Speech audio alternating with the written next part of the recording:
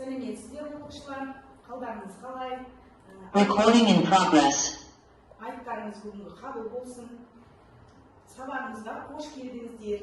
Енді осы сабағымызды жақсы көңіл күйде өткізу үшін осындай бір ойын сіздерге өткізіп жіберейін дегенмін. Егер бүгінгі сабақта белсенді боламын десеңіздер, бір рет шапалақтайсыздар. Егер де сабақ бойы өз ойымды еркін білдіремін десе, 2 рет шапалақтайсыздар. Және де сабақтың үстінде жауапкершілік танытамын деген кездеріңізде 3 рет шапалақтайсыздар. Ал сабақта белсенді боламыз. Сабақта өз ойымды еркін білдіремін. Сабақта жауапкершілік танытамын. Жақсы, рахмет сіздерге, жарайсыздар. Жақсы көңіл күйде болайық. Енді шапалақ әдісімен сабақты бастадық. Енді балалар мына жердегі келіп, пазлдарды алып, құрастырып, топқа бөлінеміз. Келіңіздер.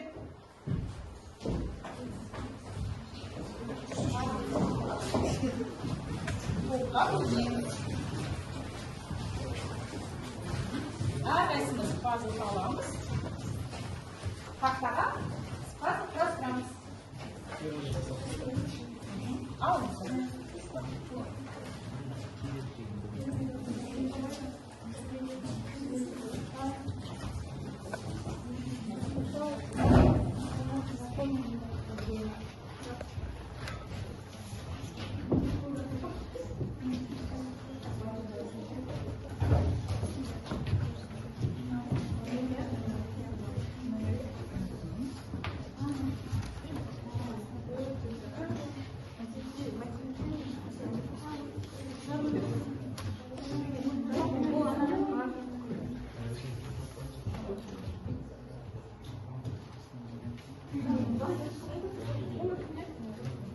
Олар мына жаққа өтіп, пазл құрастырамыз.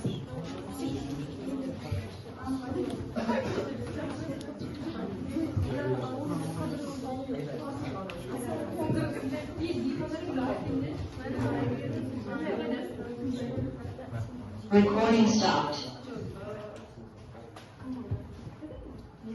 Жақсы, бір топ құрастырылды. Балалар сол топ. Қандай топ? Хеопс пирамидасы құрастырылды. Отырамыз. Хеопс тобы отырамыз.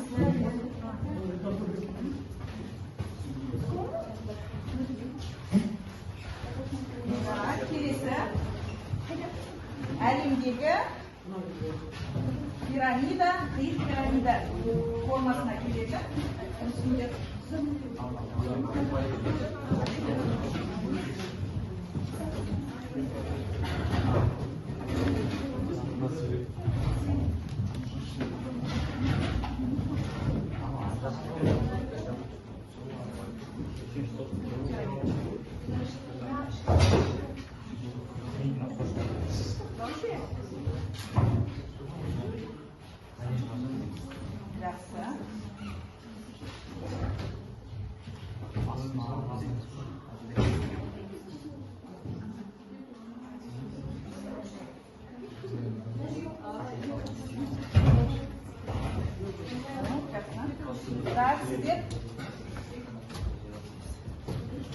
бейбітшілік және келісім сарайы. Топтың аты бейбітшілік және келісім сарайы. И соңғы топ бізде қандай топ болды? Лувр тобы. Лувр тобы. Үшінші топ Лувр тобы отырамыз. Лувр тобы. Лувр сарайы отырамыз.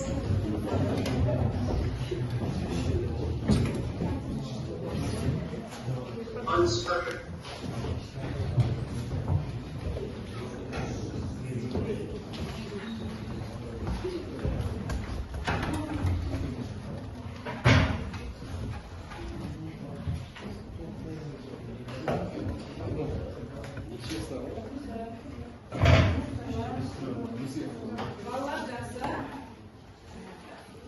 Енді өткен тақырыпты қайталау, шолу үй тапсырмасын тексеру үшін сұрақтарға жауап береміз.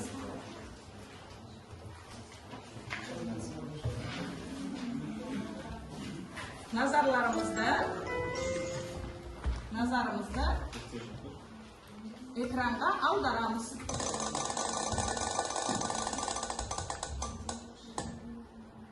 Апофема анықтамасы. Қол көтеріп жауап береміз. Апофема дегеніміз не? Айта аламыз. Пирамиданың биік жағының биіктігі. Жақсы, өте жақсы. Келесі сұрақ.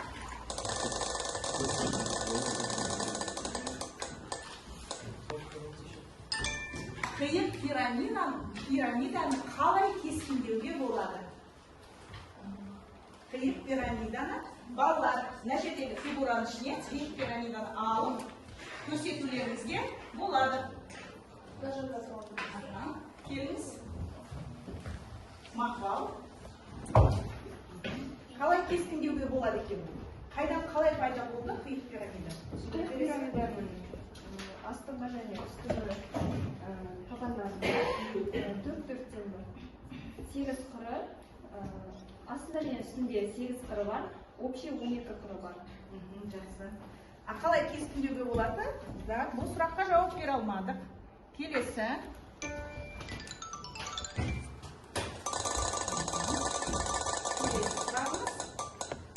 Өткен тақырып. Призманың көлемін қалай есептеледі? Призманың көлемі қалай есептеледі?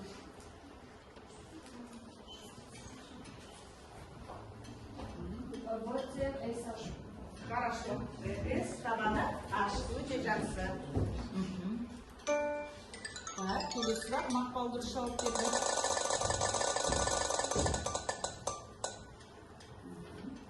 Қандай фигуралар кеңістікте тең шамалас деп аталады? Мысал келтірулеріңізге болады. Қандай фигуралар тең шамалас деп аталады? Жақсы. Фигуралар тең шамалас. Өте жақсы.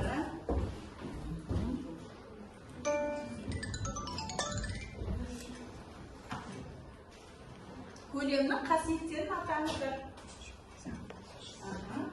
Бізде 3 қасиет бар. Ең алдымен ол бізде әрбір жағы 10 болады. Бізде барлық қырларын табу үшін барлық бөліктері. Ол үшін біз әрбір бөліктерін тауып алып, барлығын артында не сонда бірге қосамыз барлығы. Жақсы. Айза, өте жақсы. Келесі сұрақ. Пирамида түрлері қалай ажыратылады? Жанur. Табанына байланысты ажыратылады. Өте жақсы. Жарайсыз.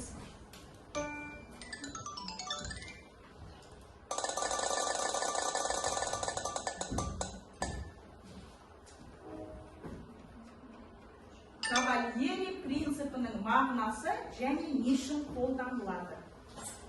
Кавальери принципінің мағынасы және не үшін қолданылады?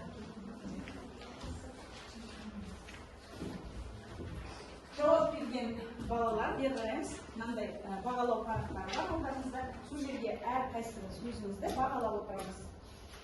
Әрқайсымыз өзімізді бағалап отырамыз.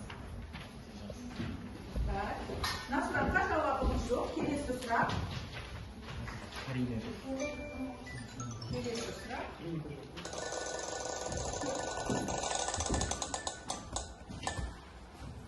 Көлемнің өлшем бірлігі. Метр, сантиметр куб, метр куб, бір кубтық не метр. Өте жақсы. Мақпал жауап бердіңіз.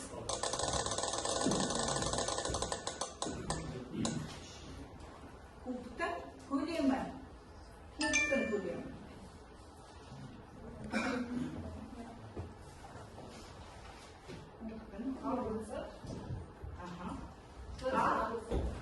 Үш өлшемінің көбейтіндісі. Жақсы, Мақпал. Жарайсыз.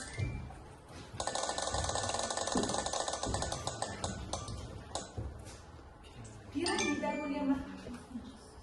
Алдында тақырыптар үлкен болады. Үште бір эскобиклер. Өте жақсы. Балалар, өздеріңізді бағалауды ұмытпаймыз.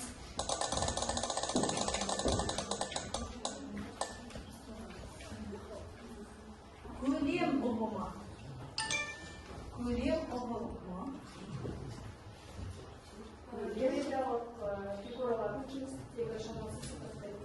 Жақсы. Өте жақсы мақпал. Жарайсыз, дұрыс.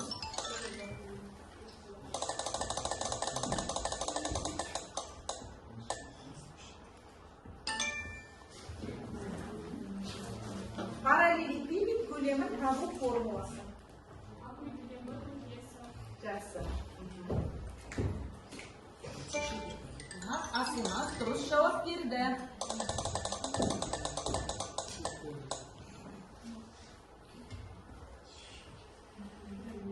Пирамида биіктігі дегеніміз не? Төбесіне жоғарыға түсірілген. Төбесіне жоғарыға түсірілген. Кесілген емес, не болады? Жоқ. Қателестіңіздер. Перпендикуляр. Пирамида элементтерін атаңыз. Осы сұраққа жауап беру үшін столдың үстінде тұрған пирамиданы алып, сипаттамасын берулеріңізге болады. Кім жауап береді? Қол көтеріңіз. Асылмас, жақсы келіңіз.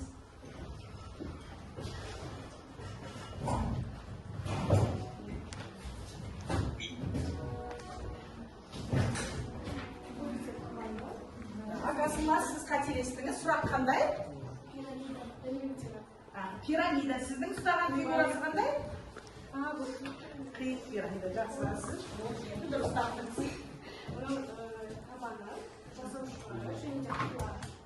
Жақсы. Табаны бар, жасаушылары элементтерін атады. Соңғы сұрақтарымыз. Өткен тақырыпқа бойынша көлемнің қасиеттерін атаңыз. Қандай көлемнің қасиеттері бар? Кеңістікте орналасқан. Қандай орналасады? Бұл сұраққа жауап берген болатын бізге. Соңғы сұрақ.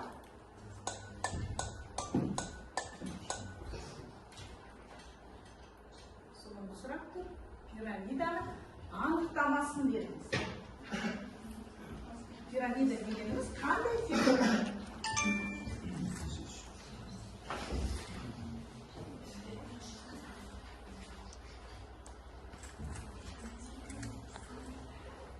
Пирамида дегеніміз қандай фигура?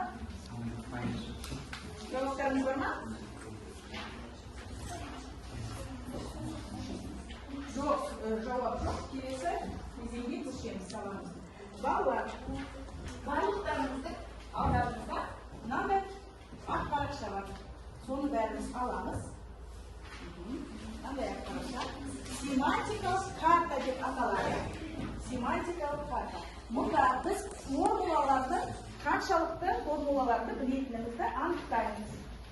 Және алдарыңыздағы смайликтарды алып, дұрыс формулаларға жабыстырамыз. Бұл жеке жұмыс, әркім өзі үшін орындайды, және әркім өз-өзін бағалайды. Әрқайсымыздың алдымызда мынандай ақ парақша смайлик жабыстырамыз.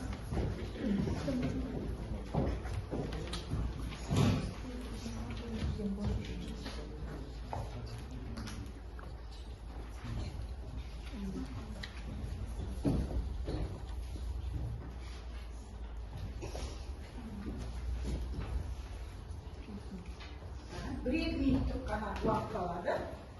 Беріледі сіздерге.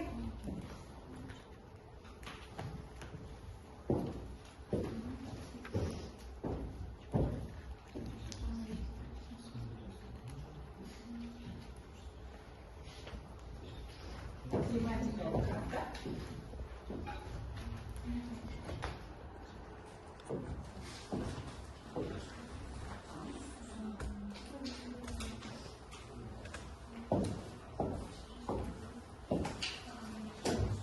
Формуланы жақсы білеміз бе екен?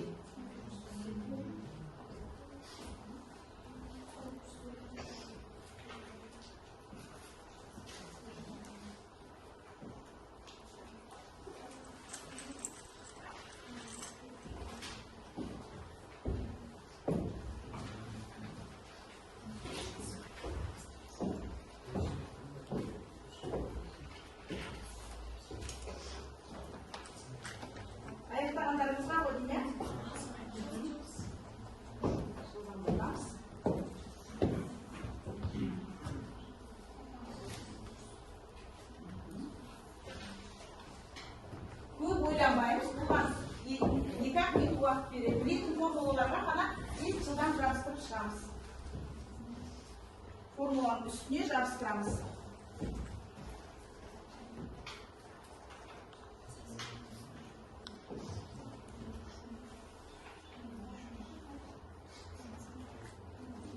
Так, уақыт бітті.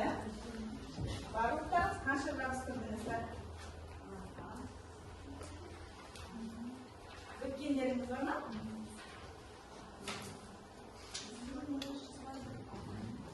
Семантикалық картамызда 5 балл деген шығу керек. 5 деген баға шығу керек бұрын.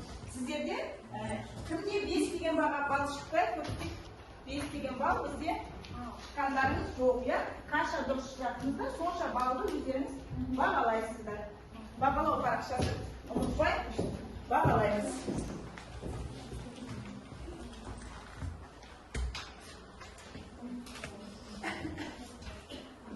Так, балалар, аяқтаймыз. 5 деген баға шықпаса, онда 1-ден 5-ке дейін бағалауды өздеріңіз қанша формула тапсыңыздар, сол қанша. Мен тексеріп қарап шықтым. Сіздерге жетпей қалды. 5-ке шамалы жетпей қалды сізде. Сізде де 2-3 балл жетпей қалды. Соны қарайсыздар. 5 цифрасымен. Так. Балалар, назарларыңызды бері қараймыз. Маған аударамыз. Алдыңғы сабақта біз пирамиданың көлемін есептеуді үйренген болатынбыз. Пирамиданың көлемін есептеуді үйренген болатынбыз. Және енді бүгінгі сабақта пирамиданың бөлігі болып табылатын қай фигура? Мына фигуралардың ішінде қайсы біздің пирамидамыздың бөлігі болып табылады?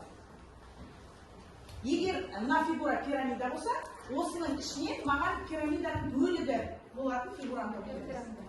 Қиық пирамида, өте жақсы. Сонда, егер біз алдыңғы сабақта пирамиданың көлемін тапқан болсақ, бүгін қиық пирамиданың көлемін есептейміз. Өте жақсы. Бүгінгі тақырыпта жазып қоямыз. Пирамида және қиық пирамида көлемдері дәптерге. Сабағымыздың мақсаты пирамида және қиық пирамидалар көлемдерін табу, формулаларын білу және оларды есептерде қолдану.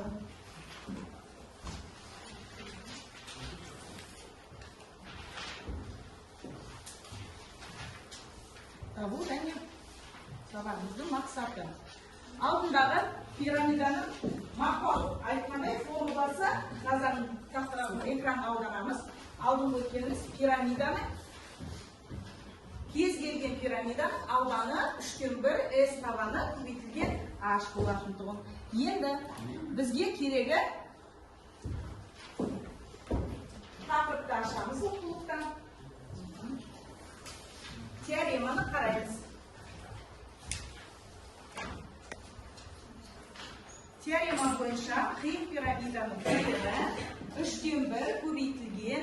Бізде қиық пирамидада 2 табан болғандықтан бір табанның ауданы қосылған екінші табанның ауданы және оларға табан аудандарының түбір астындағы көбейтіндісінің қосындысына тең. Пирамиданы көлемін осы теореманы енді дәлелдейік. Барлықтарымыз қараймыз. Қиық пирамиданы толық пирамидаға дейін толтырамыз. Бізде берілгені қиық пирамида болатын. Соны біз толтырамыз толық пирамидаға дейін. Фигуралардың ұқсастығын пайдаланып, X бізде табан аудандарының қатынасына ұқсастық коэффициентінің квадратына тең болады. X-ті, мұны қарайсыздар, бір табанның екінші табанына қатынасы тең бізге X өрнектелген. X біздің фигуралардың ұқсастық коэффициенті болып табылады. Осы коэффициентті пайдалана отырып, X-ті өрнектеп аламыз. Осы да енді қараңыздар, мен алдында айтқандай, қиық пирамида толық пирамиданың бөлігі деп айтты. Толық пирамидадан, кіші пирамидадан азайтқанымызда формулаға салатын болса, бізде S1 азайтылған S2 болады. Осы жерде сіздер қысқаша көбейту формуласын қолданып, қиық пирамиданың көлеміне осылай қол жеткіземіз. Қиық пирамиданың формуласын жазып алыңыздар. Сонымен бізде қиық пирамиданың да көлемдерінің формуласы осындай болады. Так.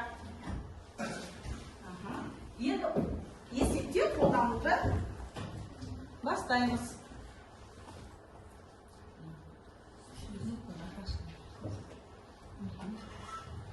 Мысал есеп қарастырайық. Сіздерге Египеттегі Хеопс пирамидасы ең үлкен пирамида болып табылады. Оның табанының ұзындығы шамамен 227 метр, ал биіктігі 137 метр. Пирамиданың көлемін табу үшін біз мына формуланы қолданамыз. Пирамиданың көлемі оның табанының ауданы мен биіктігінің көбейтіндісінің 3/1-іне тең. Сонымен, Хеопс пирамидасының көлемі шамамен 2.353.158 куб метрге тең. Балалар, міне алдыңғы тақырыпты бойынша біздерге Хеопс пирамидасының әлемдегі елді пирамидасының көлемін есептеу көрсетілді.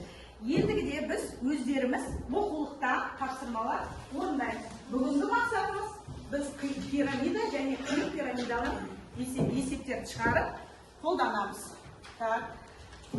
Есеп шығаруға шығамыз, оқулықта ашамыз. 26-та 20 есебіне тақтаға шығайық.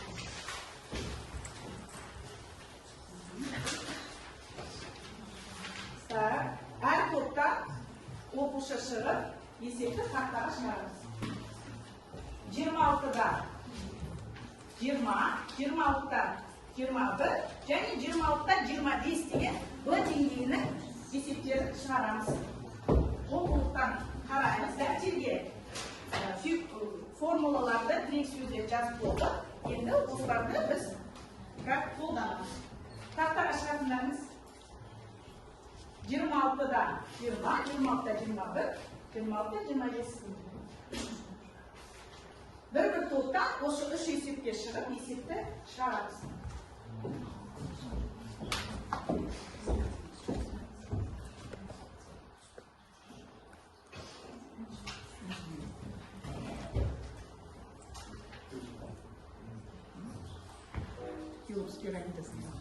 Жаттығу жұмыстары оқулықтан барлықтарымыз қараймыз. 26-та 20, 26-та 1 және 26-та 5. Есептер экранда да бар, сіздерге оқулықта бар. Кім шығады? Бірінші Хеопс тобына 26-та 1-ге шығарып, қарастырып, 26-да 20. Қайсысын қалайсыздар, кім шығады? Келіңіздер, болыңыздар, тез-тез орындар. Асылыңыз қайсы есепке шығасыз? Жақсы шығыңыздар. 26-та 20. Жақсы. Келесі.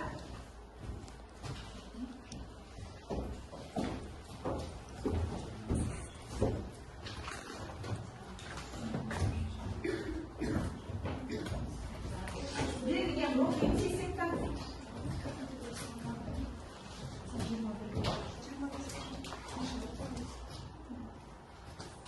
Дұрыс, 6 бұрышты қиын пирамиданың биіктігі 3 см-ге, ал табандарының қабырғалары 2 см және 1 см-ге тең. Пирамиданың көлемін табыңдар. Жақсы. Есепті жазамыз.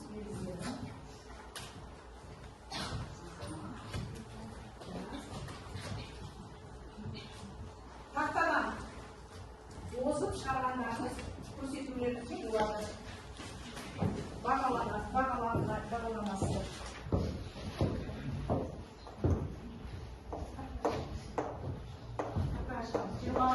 25-ке карина тақтаға шығады. Екіншілік тобынан мен сонда 26-да 21-ге шығамыз. Қайсымыз шығамыз? Келіңіз маған.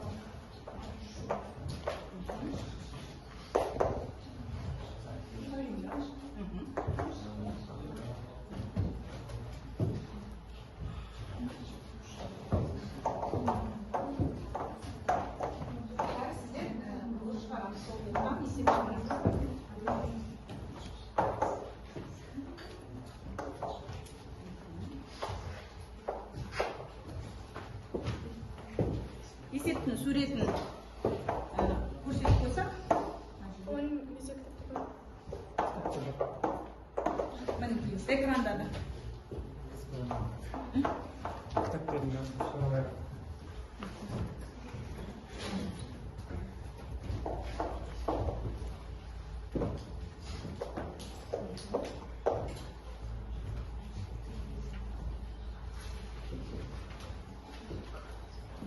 Карина, сіз шығарып болдыңыз ба?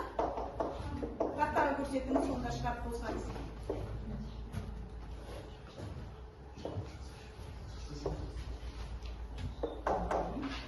Асылназ, не сіз барсыз? Табан жақсы. Сізде қандай пирамида берілген? Дұрыс, 6 бұрышты.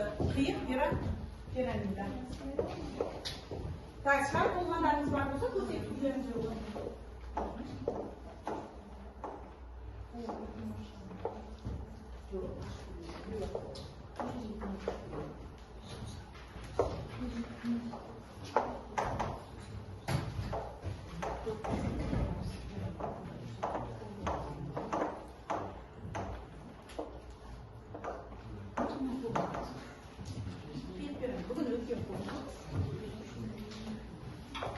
қолданып, есеп шығара берсеңіздер болады.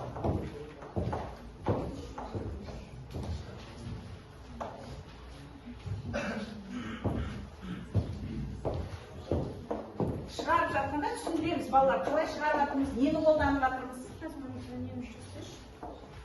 Карина, сіз шығарып болсаңыз, шығам деп айттыңыз.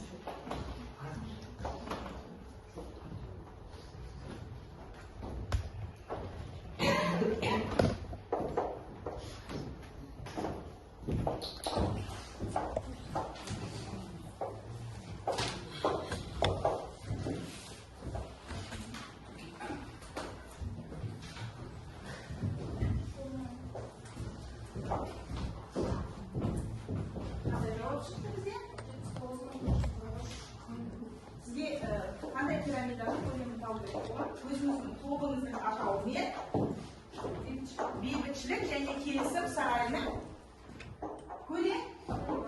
Ол қандай фигура? Бір бұрышты Айта беріңіз. бұрыш жатыр.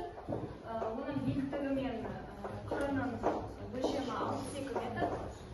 Көлемін 3/1 SH формуласымен табамыз. Сонда бірінші біз ауданын тапсада квадраттың ауданы сол санның өлшемінің квадратына тең. Сонда 62 квадраты 3844 метр квадрат болады. 3/1-ге көбейтеміз. 3844, яғни ауданына және биіктігіне. Жақсы. Сонда 79 Өте жақсы. Сонда барлық қырлар 62 метр болғандықтан бізде биіктігі 62 метр берілген. Жақсы. Дұрыс табанында шаршы жатқандықтан қалды. Жақсы, өте жақсы. Мақпал, өзіңізді бағалауды ұмытпаймыз. Так, тақтадан бұрын шығарғандарыңыз бар ма?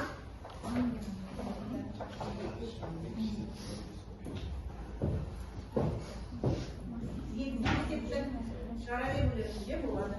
Тақтадан бұрын. Жақсы.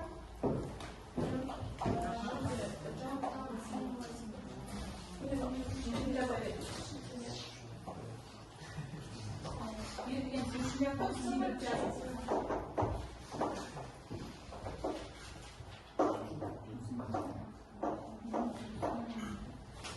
Шығарып жатып түсіндірулеріңізге болады. Тақтадан бұрындарыңыз бар ма? Өзімізге бағалауды ұмытпаймыз.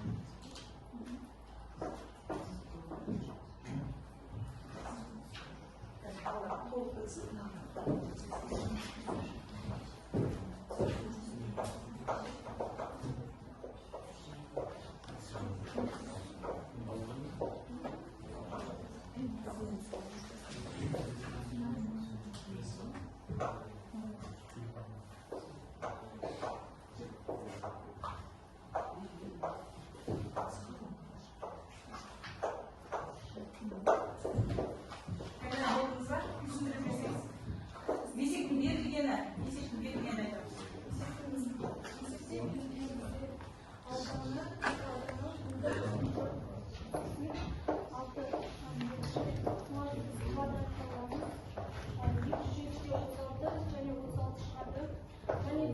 биіктігі ашып берілген.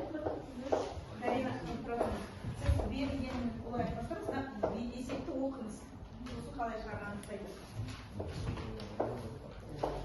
Дұрыс төртбұрышты қиып пирамида ішінде көкөністерді сақтауға арналған жәшік табандарының қабырғалары сәйкесінше 6 дециметр және 14,4 дециметрге тең.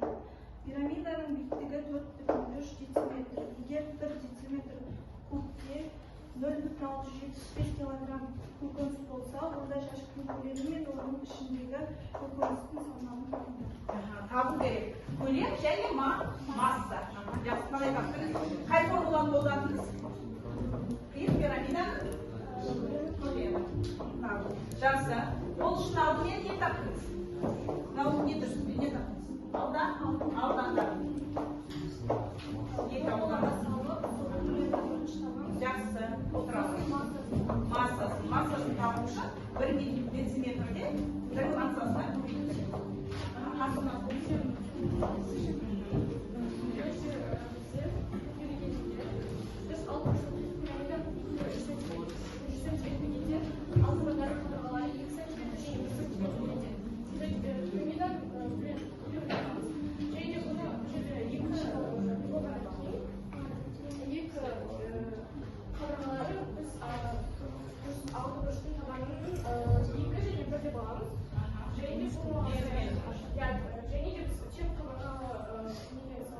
тең қабырғалы үшбұрышты ауданын табыңыз.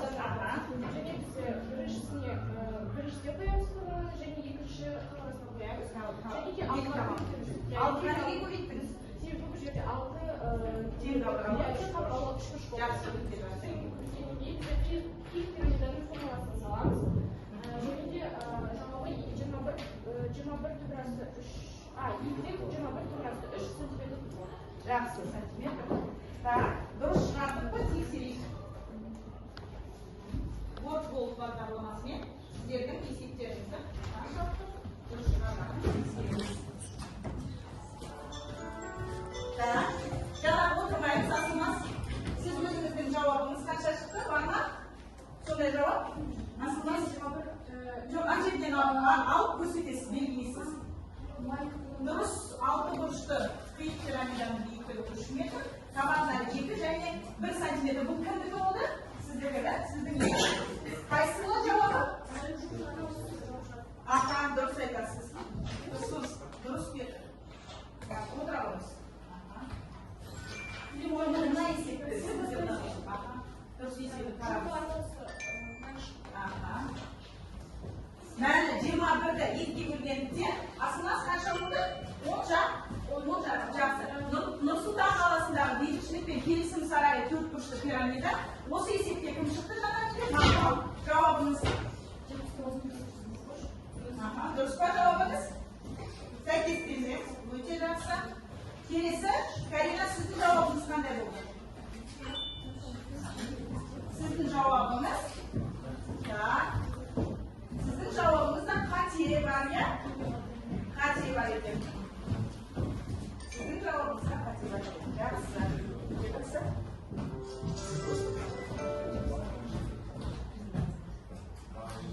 Так, балалар, біз енді сіздер білесіз, 11-ші сыныппыз, я? ұбт тапсырамыз. Оқуда оңай,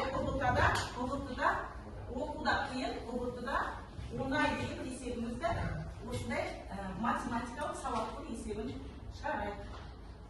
Так, бері қараймыз. Сауаттылықтан кішкене сіздерге логикалық есеп.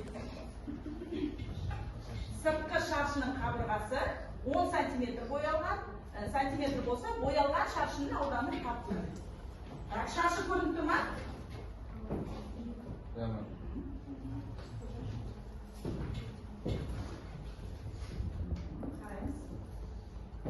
Сыртқы шаршының қабырғасы 10 сантиметр болса, боялған шаршының ауданы тапты. Шаршының ауданы формуласын білеміз ғой, қанша болады? А квадрат өте жақсы. Сонда қайсы болды бізде? 100 болады, ол сыртқысынікі. А бізге табу керек, боялған бөлігі қанша болады? Дұрыс жауап айтамыз. 50 жақсы, өте дұрыс, өте жақсы жауап беріңіз. Келесі заңдылықты анықтап, сұрақ белгісінің орнына тиісті санды табыңыз. Қарай беріңіздер, қайсысын шараласта birinchi esep, 53 esep, so'shqan sirkasi. Suretdeki дөңгелектің Recording in ауданы, progress. 4 burçtun audаны тең, дөңгелектің audаны 28 см боялған, бөліктің audаны қанша?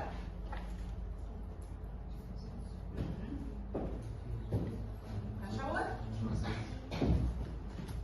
28 де. Мына есепті айтып тұрсың?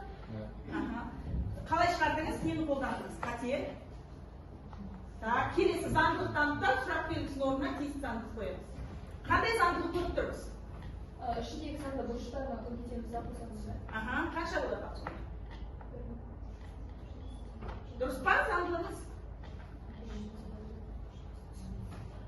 5-ті 4-ке көбейттіңіз, дұрыс қой. 20 сосын? Қосу? 3-ті неше көбейттіңіз? Енді сонда мына соңғы есеп қандай болады? Жылдамдық жүреміз. Соңғы есепте қандай сұрақ береміз? Қанша болады? Қанша болады? Жоқ, қателестік. Бәрі болды. 45 болады. Мақпалды жауабы дұрыс, өте жақсы. Енді балалар, біздің сабағымыздың практикалық бөлімі. Практикалық бөлімінде біздер топпен жұмыс жасап постер қорғаймыз. Сіздерге мынандай макеттің осыны құрастырамыз. Бар алдарыңызда макетін құрастырып, сол шыққан фигураны көлемін есептейсіздер. Шыққан фигураны көлемін есептейсіздер.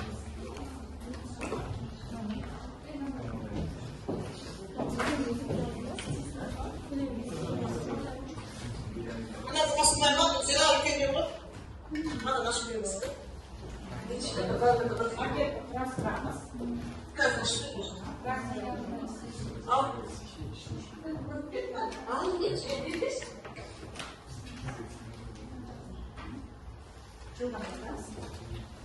Әр оқ өзінің фигурасын құрастырады және өлшемдерін өлшеп көлемін есептейміз. Көлем формулаларын өттік, білесіздер. Алдыңғы сабақта пирамида өттік, осы сабақта күйік пирамида өттік.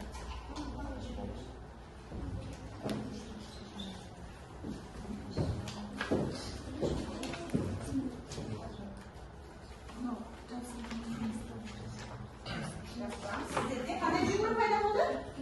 Күйік пирамида. Күйік пирамиданың көлемін есептейміз. Сіздерде қандай фигура пайда болды? Сіздерде пирамида. Өлшемін өлшейміз ба? Пирамида, осы шыққан пирамиданың көлемін табамыз. Мына жерге есепті плакатқа шығарамыз да, постер қорғаймыз. Осында шығарамыз. Макетін шығасамыз. Сызып.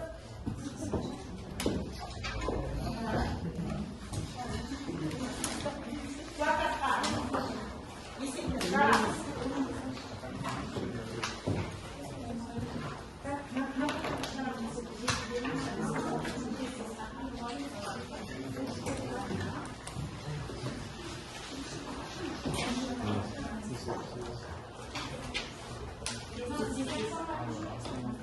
Сіздерде несі бар? Сіз ба есептейміз.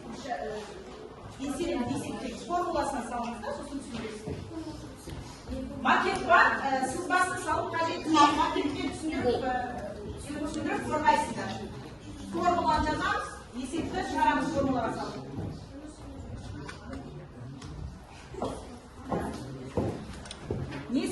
Сіздерде пирамида, қай формуланы қолданамыз? 3-мен 1. Нақты, ол молодцы, дұрыс формуланы тапты.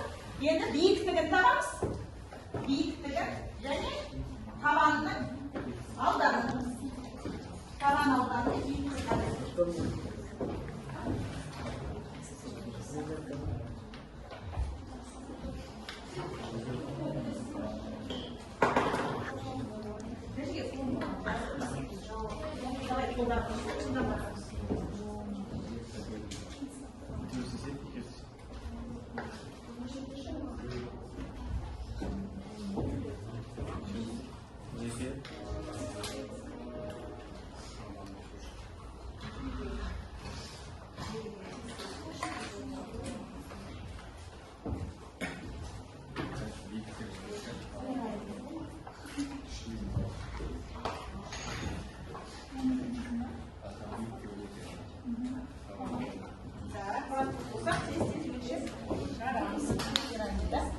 Sizlerде табаны шаршы, A квадрат болады сіздердің табандарыңыз, а сіздерде табанды үшбұрыш.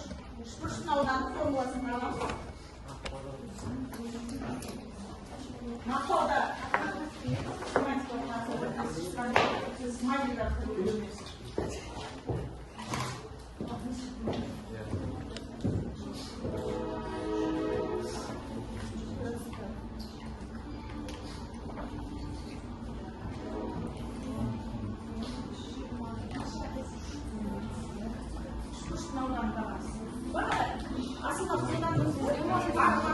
білесіздер ғой, тек арқалы үшбұрыштың ауданы, бірақ асылына сіз қолданғансыз.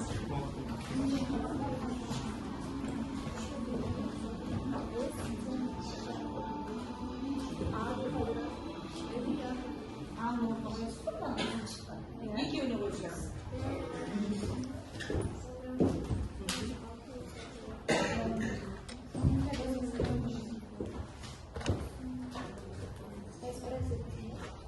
Үш күршітті жаздым.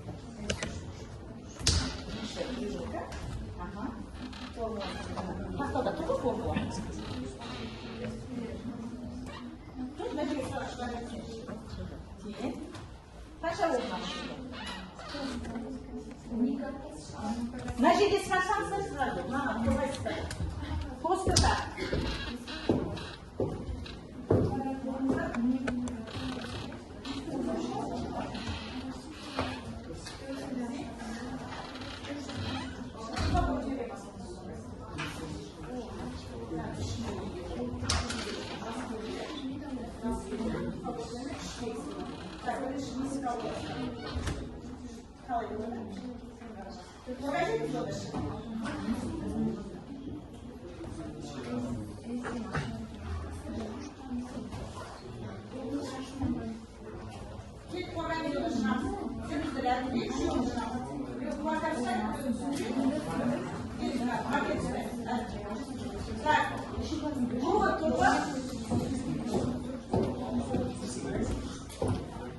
Cevabı qanday bo'ldi?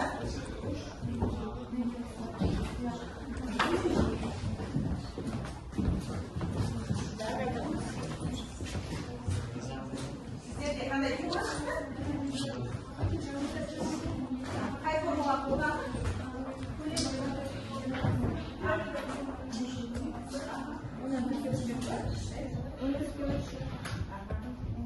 Qo'llandingizlar, qancha rasm bo'ldi?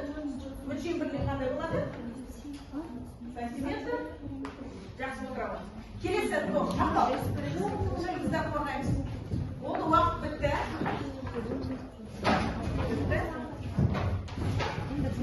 Tak, sizlarda bo'lingizlar.